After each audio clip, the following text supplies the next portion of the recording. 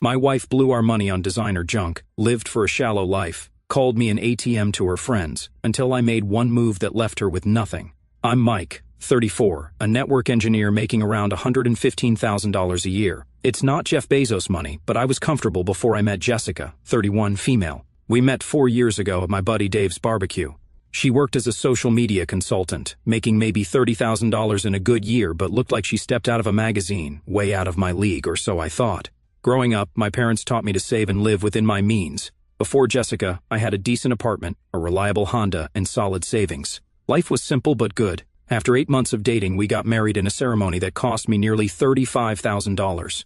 Her parents contributed exactly $0 despite promising to help. Red flag number one that I completely ignored. I cleared out most of my savings for her dream wedding while she kept adding must-haves to the list. A $5,000 dress, exotic flowers that died the next day. The works. Red flag number two came during our Maui honeymoon when Jessica maxed out 2 of my credit cards on shopping and spa treatments. We're married now, she shrugged when I expressed concern. What's yours is mine. Funny how that principle never worked in reverse. 3 years later, our lifestyle had completely transformed to accommodate Jessica's expectations. We moved from my comfortable apartment to a house in an upscale neighborhood that stretched my budget to the breaking point. She drove a leased BMW X5 while I kept my Honda. Our closets told the story better than I could. Hers overflowing with designer labels, shoes still in boxes, bags with tags attached. Mine, a modest collection of basics from outlet stores. The story I'm about to tell started last Tuesday after dinner. Nothing special about the meal, just pasta I'd picked up after a 12-hour shift dealing with a server crash. We're eating, everything seems fine, then out of nowhere, Jessica gets up, puts her plate in the sink, and slams the bedroom door shut. That was it, the beginning of 7 days of complete and utter silence. This wasn't the, I'm mad, but I'll get over it kind of silence. This was psychological warfare. Every good morning met with her turning her back, every question answered with nothing but footsteps walking away. I checked her social media, still posting happy selfies with captions about living my best life. I called her friend Tiffany, who said Jessica seemed fine. I even reached out to her mom, who just said, "You know how she gets sometimes," with this knowing tone that made my blood boil. That's when it hit me. This wasn't about communication, this was about control. She wanted me to squirm, to rack my brain trying to figure out what I'd done wrong this time. Was it because I worked late? Or maybe I didn't compliment the new $400 throw pillows she bought without consulting me? With her, it could literally be anything. The worst part? This wasn't the first time. About every 2 months, Jessica would find some perceived slight, some reason to punish me with silence. The episodes usually lasted 2 to 3 days, ending only when I figured out what I'd done wrong, apologized profusely, and usually bought her something expensive as a peace offering. But 7 days? This was a new record. By day 3, I was done trying. The constant rejection was humiliating. I started living like I was alone, cooked my own meals, slept in the guest bedroom, way more comfortable than I remembered, and went about my business. The silence became like this third person in our house, growing bigger each day while my patience got thinner. One morning, while getting ready for work, I caught Jessica watching me from the kitchen doorway. Our eyes met for a split second before she quickly looked away, but not before I caught something in her expression that made my blood boil: satisfaction. She was enjoying this power play, testing how far she could push me. My buddy Dave texted to check if we were still on for our weekly gaming session. I hadn't told any friends about what was happening, too embarrassing to admit my wife was treating me like I was invisible. Dave's always been a straight shooter. We've known each other since high school, and he never liked Jessica. "She's using you, man," he'd say. I always defended her, but deep down, I was starting to think he might be right. "Everything cool at home?" Dave texted. "How'd you know something was up?" I replied. "You've been online gaming until 2 in the morning every night this week. You only do that when you're avoiding something. Plus, Jessica hasn't posted any pics of you two together in days, just herself shopping." I ended up calling Dave and spilling everything, the silent treatment, the confusion, the hurt. "Dude," he said, "that's abuse. Straight up psychological abuse. Come on," I argued weakly. "It's not like she's hitting me. Emotional abuse is still abuse, man. My sister went through this with her ex. It's a control tactic. They make you feel like you're always walking on eggshells." His words hit home hard. Walking on eggshells. That's exactly how I'd felt for years now. "Look," Dave continued, "I don't want to overstep, but I've been keeping track of some stuff. The patterns in her behavior, the financial drain. I work in risk assessment, remember? It's literally my job to document problematic patterns.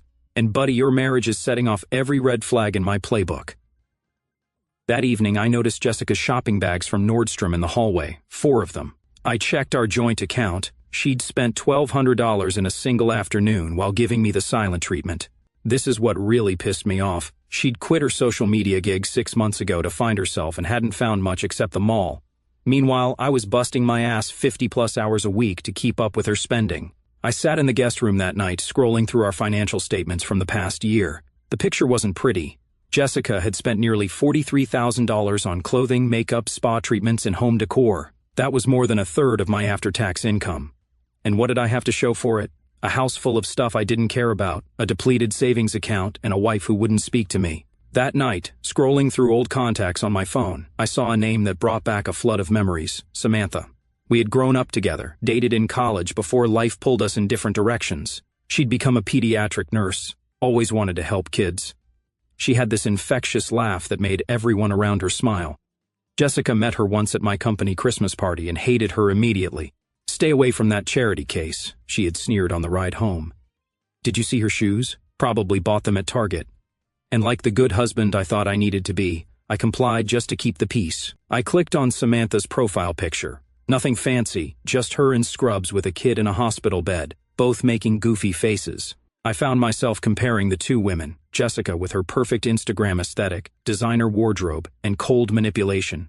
Samantha with her genuine smile, meaningful career, and the warmth I remembered from our college days. How had I ended up with someone who treated me like an ATM instead of a partner? Samantha had actually messaged me a few weeks back, just passing through town for a medical conference. Wanted to grab coffee and catch up. I had politely declined, too busy with work, too worried about upsetting Jessica. But now, with day 6 of the silent treatment dragging on, something shifted inside me. That morning, I'd overheard Jessica on the phone with Tiffany, whispering but not quietly enough. "He's still trying to figure out what he did wrong. It's hilarious. I'll probably make him take me to Cancun to make up for it." Then giggling about torturing me psychologically, about manipulating me into an expensive vacation. I stood there in the hallway, frozen, as everything suddenly became crystal clear. It was like a fog lifted. All those times I'd apologized without knowing what for, all those expensive makeup gifts, none of it was about me making mistakes. It was about Jessica creating situations where she could extract more from me, more money, more control, more power. During my lunch break, I called a lawyer. Just a consultation, I told myself, just to know my options. "Washington is an equitable distribution state," the lawyer explained. "That means marital assets are divided fairly, but not necessarily equally." "What about her spending habits?" I asked. "She's gone through tens of thousands on luxury items while I pay all the bills." "Document everything," was his advice. "Bank statements, credit card bills, text messages discussing finances. If you can prove systematic financial exploitation or waste, it strengthens your position significantly." I thanked him, paid the consultation fee, and decided to make a move. The message from Samantha was still sitting there in my inbox.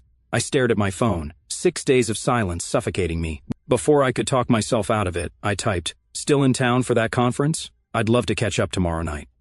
The moment I hit send, I felt something I hadn't felt in months, maybe years: control over my own life. Samantha's response came almost immediately. "Mike, yes, I'm here until Sunday. Thought you'd never ask. The Craftsman at 8? They have great mocktails." I smiled at my phone, a genuine smile that felt weird on my face after nearly a week of forced neutrality. I glanced toward the living room, where Jessica sat scrolling through her phone, still pretending I was invisible, probably looking at more overpriced crap to buy with my money. "Perfect," I replied. "Looking forward to seeing you again." I called Dave to fill him in on my plans. "Just meeting for conversation," I clarified. "Nothing shady." "I didn't say anything," Dave replied, but I could hear the smile in his voice. "But listen, while you're out, I could swing by your place. Been meaning to drop off that gaming headset you wanted to borrow. Might be good to have someone document Jessica's reaction when you're not home for once." I hesitated, then agreed. Dave had a point. An objective witness to Jessica's behavior could be valuable. I gave him the code to our garage and told him about the guest house in the back, where he could wait unnoticed. "One more thing," Dave said before hanging up. "Check your email. I sent you something you should see before tomorrow night." The email contained a folder with dozens of screenshots, text conversations between Dave and Jessica that I'd never seen before. Messages where she complained about my pathetic salary. Conversations where she bragged about how easily she could manipulate me into buying her things. Even a few where she flirted with Dave, who had apparently played along just to see how far she'd go. Pretty far, it turned out. "Been collecting these for a while," Dave's note read. "Didn't want to hurt you, but you need to see who she really is. This isn't love, Mike. I went to bed that night with my mind racing but my resolve strengthening. Tomorrow would change everything. I woke up on day 7 feeling weirdly liberated. For the first time since this silent treatment began, I wasn't bothered by it. I showered longer than usual, shaved carefully, and put on that expensive cologne Jessica had said was too much, and then bought me some generic department store crap instead. As I buttoned up my nicest shirt in front of the mirror, I caught myself smiling. Tonight wasn't going to be about Jessica's childish games anymore. It was about reclaiming my dignity. I checked our bank account again. Another withdrawal. $350 at some spot. Must be nice to spend someone else's money while treating them like garbage.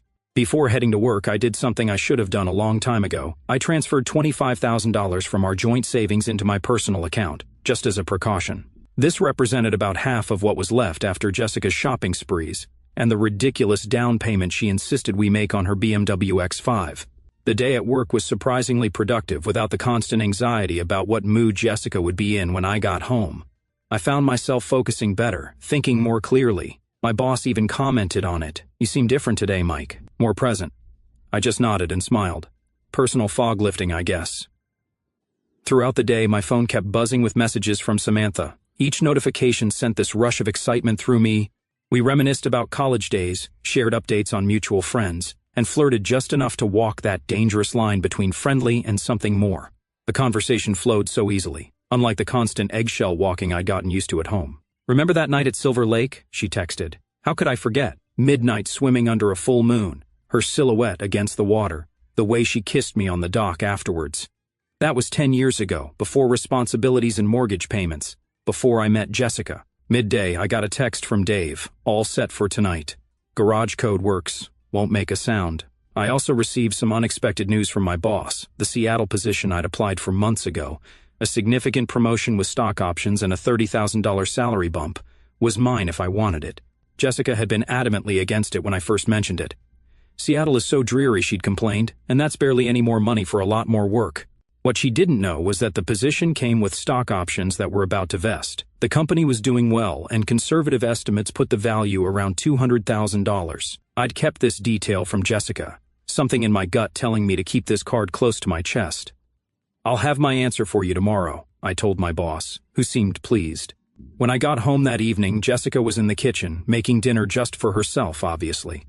I watched her for a moment from the doorway. The determined way she ignored my presence was almost theatrical at this point. 7 full days now, a whole week of punishment for a crime I still had no clue about committing.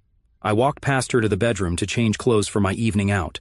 As I picked out a jacket, I heard her footsteps pause outside the door. She was watching, curious about my unexpected preparations. Typically by now, I would have been on my knees begging for forgiveness, desperate to end the silent treatment. But not today. My phone chimed with another message from Samantha. I deliberately left it unlocked on the bed while I finished getting ready, knowing Jessica could see the screen from where she stood. Samantha had sent a selfie from the restaurant. She looked stunning in a simple black dress, nothing flashy or designer, but she wore it with a confidence that Jessica's expensive outfits never achieved. The text read, "Got here early to snag us a good spot. Can't wait to see you, like old times." When I turned around, Jessica was standing in the doorway, arms crossed tightly over her chest, wearing the $600 loungewear set she'd bought last month because it was on sale. I could see all the questions in her eyes, the tension in her jaw, but still not a single word. The silent treatment remained her weapon of choice. "Don't wait up," I said casually, walking past her with a confidence I hadn't felt in forever. The scent of my cologne lingered in the air between us. I caught a glimpse of her expression in the hallway mirror, confusion mixed with the first hints of worry. When I arrived at the Craftsman, Samantha was already there, holding court at a corner table. Her face lit up when she saw me, and she stood to embrace me, lingering just long enough to remind me of what we once shared. "You look amazing," I said truthfully. "You don't look so bad yourself," she replied, eyes taking me in appreciatively. "Though I'm surprised you actually showed up. Didn't think you had it in you anymore.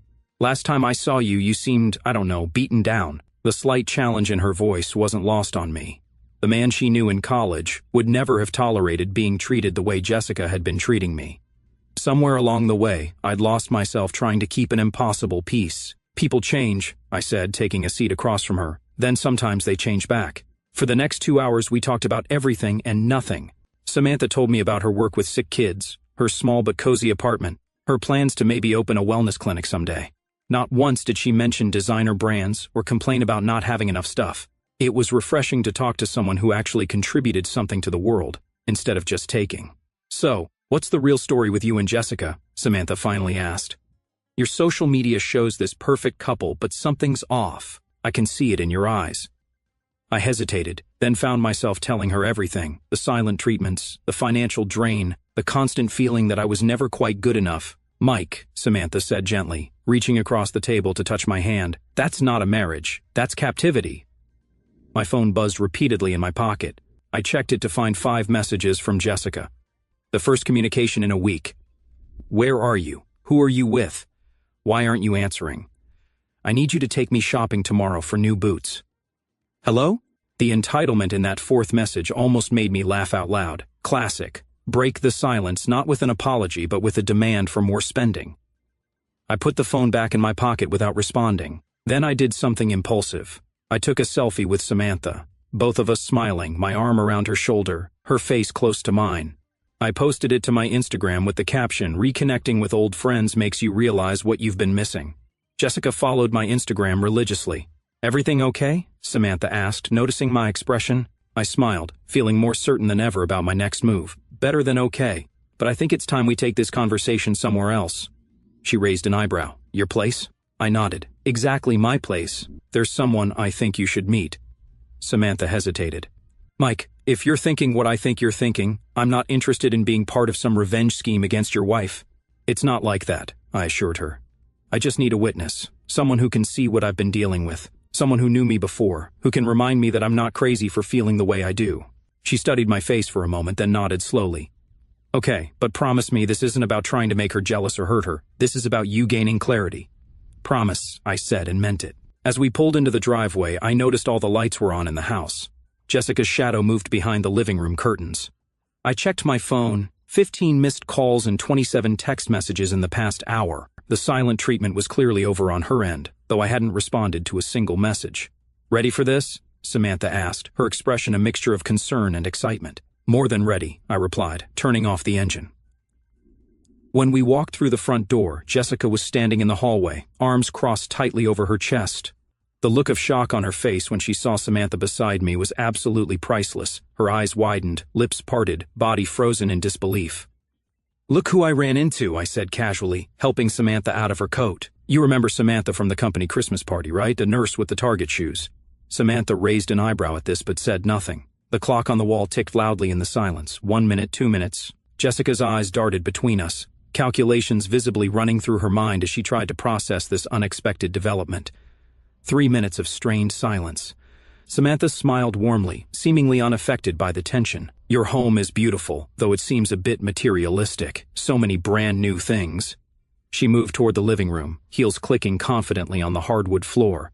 "Oh, is this the new restoration hardware collection? My hospital director just bought the same pieces. She mentioned they cost more than her first car." 5 minutes now. Jessica remained statue still, her silent treatment now less a weapon and more a paralysis. I moved to the kitchen, pulling out 3 glasses. "Water? Juice?" I called out, knowing exactly what I was doing. "Water, please," Samantha answered, examining the bookshelves now. "Oh wow, all these books look brand new. Do you actually read, Jessica?" Mike always loved discussing literature. 6 minutes. Jessica followed me into the kitchen, her movement stiff.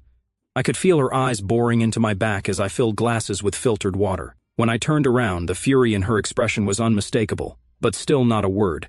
Samantha appeared in the doorway, leaning against the frame with easy confidence. "You know, I was just telling Mike about the Children's Hospital fundraiser next month. We're trying to raise money for kids with cancer. I noticed your designer handbag collection in the hallway. One of those bags could probably fund a child's entire treatment." And that was it. 6 minutes and 43 seconds to be exact. "What is she doing in our house?" Jessica's voice erupted, breaking her self-imposed silence with a volcanic force that made the water glasses vibrate. I handed Samantha a glass before answering. "Found your voice rather quickly, didn't you? It's amazing what 7 days of silence can do for the vocal cords." Jessica's face flushed crimson. "You brought her here to our home?" I took a deliberate sip of water, maintaining eye contact over the rim of my glass.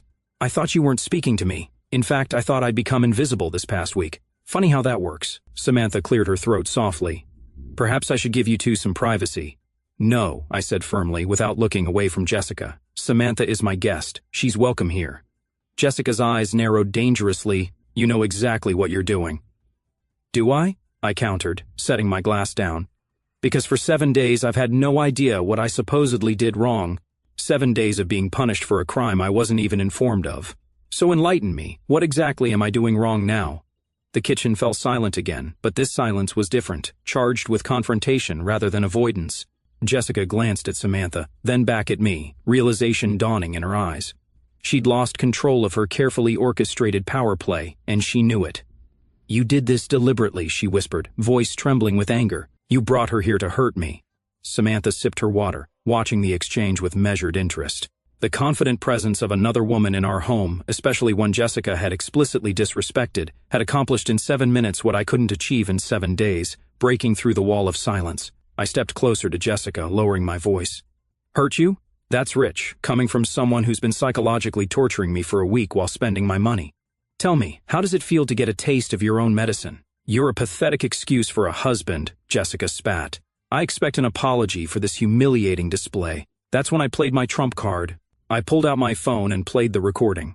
The one I'd made that morning of Jessica talking to Tiffany about manipulating me into taking her to Cancun. Her face went from red to white in seconds.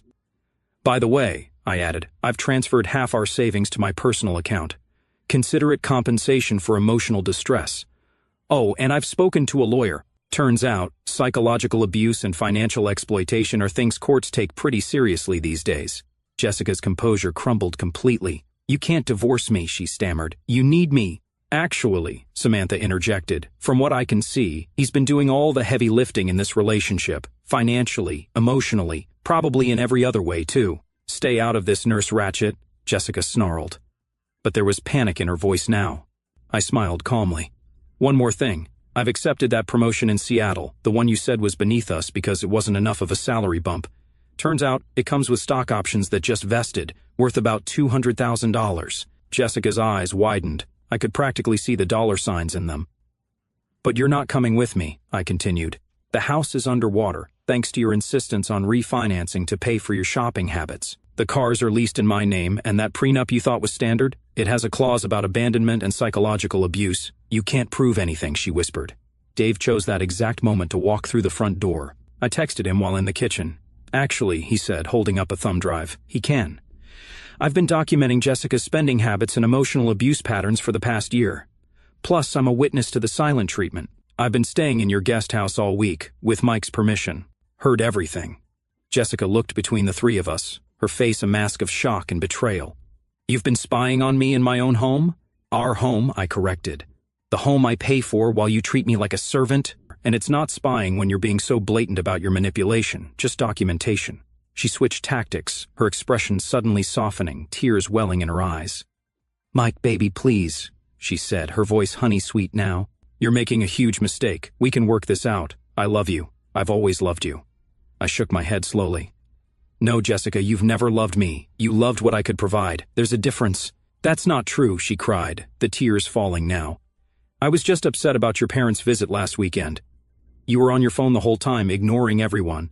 I just needed you to understand how that made me feel. I laughed. I actually laughed out loud. That's what this was about?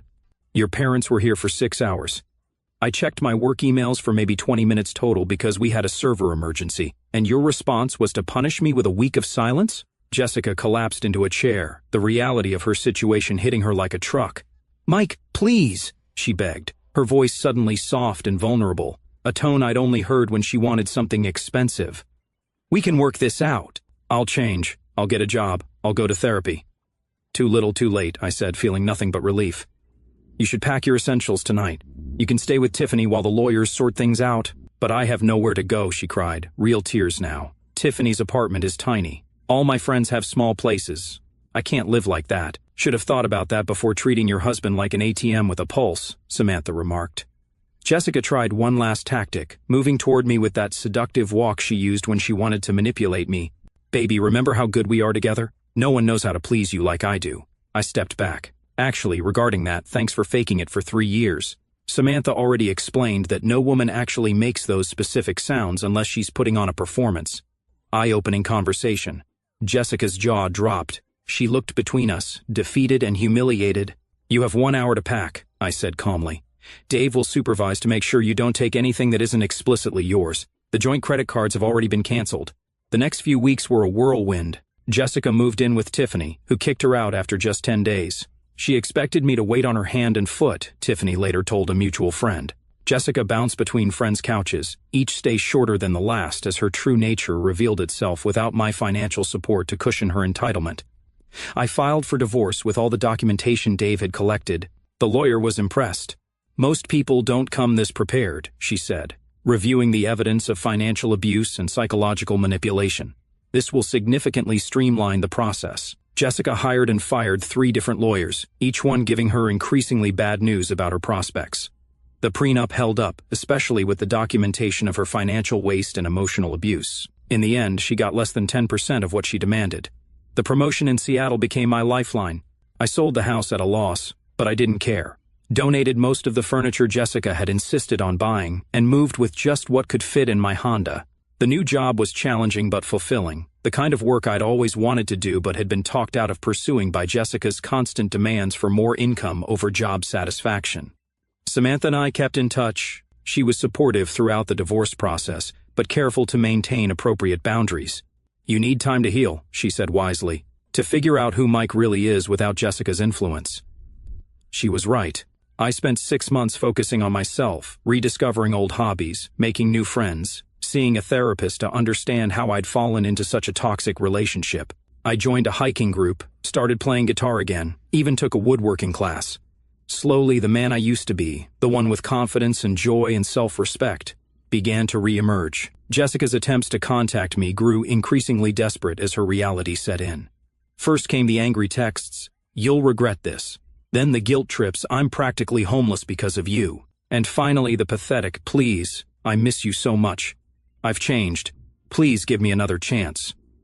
The last I heard, she was working as a receptionist at a car dealership and sharing a 2-bedroom apartment with 2 other women. Her Instagram still showed her posing with luxury items, all borrowed or rented, according to mutual friends. The facade was cracking, though. Former friends started commenting about the inconsistencies in her lavish lifestyle posts, while she complained privately about eating ramen for dinner. 8 months after moving to Seattle, I invited Samantha to visit for a weekend. She'd taken a position at Seattle Children's Hospital. A coincidence, she insisted, though I wondered. That weekend turned into regular visits, which eventually led to her relocating permanently.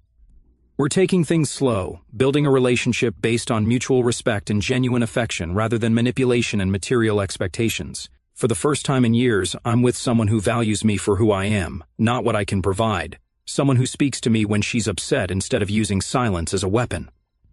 Last week, Jessica called from an unknown number. I almost didn't answer, but something told me to hear what she had to say. "Mike, please," she sobbed. "I need help. My roommates are kicking me out. I've got nowhere to go. I can't afford anything in this city on my salary. Could you just maybe help with a security deposit on a new place, for old time's sake?" I let the silence hang for a moment, not as punishment, but to truly consider my response. "I'm sorry you're struggling, Jessica," I finally said, "but your housing situation isn't my responsibility anymore. I can email you some links to financial assistance programs and affordable housing options, but that's all I can do." The silence on her end was deafening. Then, in a small voice, "I really messed up, didn't I?" "Yes," I answered honestly, "you did." After we hung up, Samantha asked who had called. When I told her, she just squeezed my hand. "You're a good man, Mike, better than most would be in your situation. Sometimes the best revenge isn't just walking away, it's reclaiming your life and finding happiness while the person who tried to destroy you watches from the sidelines, powerless to stop it." Jessica took 7 days of silence to break me down. It took me 7 minutes with Samantha to find the courage to break free. And now, the prenup was solid because my lawyer included specific clauses about financial waste and emotional abuse. 2. No, I don't feel bad about how things ended. 7 years of manipulation is enough. 3. For those asking if Samantha and I are official yet, yes, as of last month. And no, I haven't heard from Jessica since that last desperate phone call, and I'm perfectly fine with that.